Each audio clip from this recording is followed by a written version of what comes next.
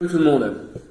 Voilà, l'émission de ce pro qui n'est vraiment pas pro, c'est sur 1 heure d'émission, il y a 1 heure et demie, mais sur la première heure, il y a 50 minutes de dialogue. Sur les 50 minutes, ils sont 8 autour de la table, l'animateur inclus. Ça représente un temps de parole entre 10 et 15% chacun, à peu près. Lui, il s'octroie 40% du temps de parole. 20 minutes sur les 50 minutes, c'est lui qui parle. Alors que les 30 minutes qui restent de disponibles, il se les partage à 7. Donc, les autres parlent en moyenne 4 minutes, lui 20 minutes. Ça s'appelle un débat animé par un pro. Maintenant, écoutez pour raconter quoi. Eh oui, on est bien en train de glisser vers l'extrême droite sur ce plateau. Il le dit lui-même. On va écouter ce qui ne se serait pas dit là aussi il y a 3-4 ans, et peut-être même il y a 6 mois. Ce qu'a dit Bruno Le Maire ce matin sur Europe 1, et croyez-moi, ça va être commenté et peut-être même faire du bruit. C'est très intéressant. D'abord, par la personnalité de Bruno Le Maire, il est quand même de La République En Marche et ministre de la République. Bon. Et c'est vrai qu'ici, autour de cette table, à titre personnel, moi j'ai dit plusieurs fois, le voile ne correspond pas aux mœurs traditionnelles françaises et je n'ai pas forcément envie que toutes les femmes soient voilées des pieds jusqu'à la tête dans la société française. J'ai dit ça plusieurs fois depuis qu'il y a beaucoup de gens qui depuis un mois. Tu as envie de ça? Bon, écoutez ce que dit Bruno Le Maire, parce que on est quand même, il y a au moins un avantage à cette situation. C'est que maintenant, on commence à dire clairement les choses. Et ce que dit Bruno Le Maire, c'est ce que disait parfois le Front National il y a 20 ans, ou le Rassemblement National il y a 2 ou 3 ans, et ce que disent aussi quelques éditorialistes plutôt marqués à droite, disons-le sur les plateaux de télévision, mais maintenant, c'est un ministre de la République En Marche qui le dit. Écoutez. Je considère que le voile islamique n'est pas l'avenir souhaitable de la culture et de la société française. Je le dis parce que je le pense profondément. Je pense que l'avenir souhaitable de la culture et de la société française, c'est la stricte égalité entre les femmes et les hommes.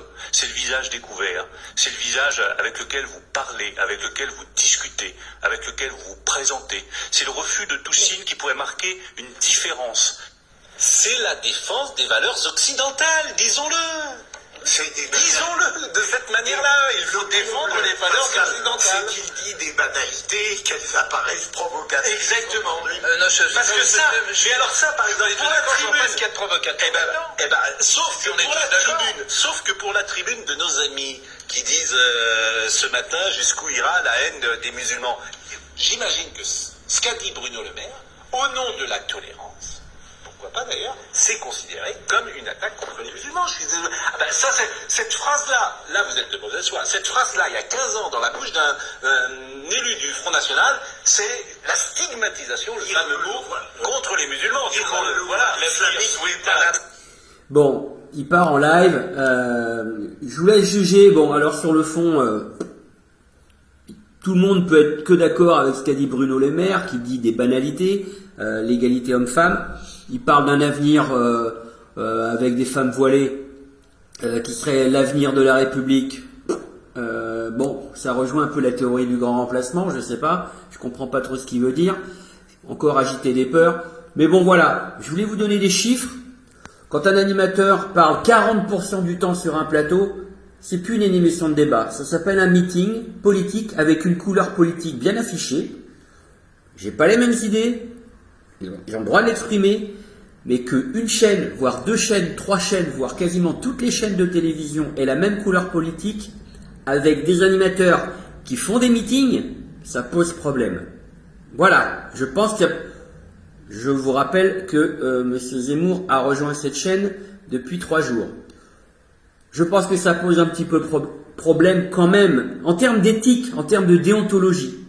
D'accord ?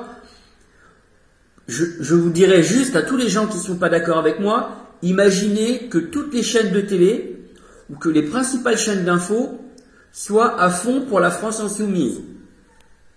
Tout le temps, tous les jours, du matin au soir. Vous diriez, c'est quand même dérangeant en termes de neutralité et en termes de déontologie. Vous voyez, il faut essayer de renverser pour comprendre. La télévision, les plateaux de télé, ils sont pas là pour nous imposer une opinion politique. Ils sont là pour nous permettre de nous forger notre opinion politique. Sinon, ça s'appelle une télévision d'État et de propagande. C'est ce qu'on observe depuis maintenant, je dirais, non-stop, plus de 2 ans. Voilà, allez, on lâche rien les gens. Désolé, j'étais un peu bavard. Mais je voulais vous partager avec vous ces petites choses-là. Allez, on lâche rien. À plus tard.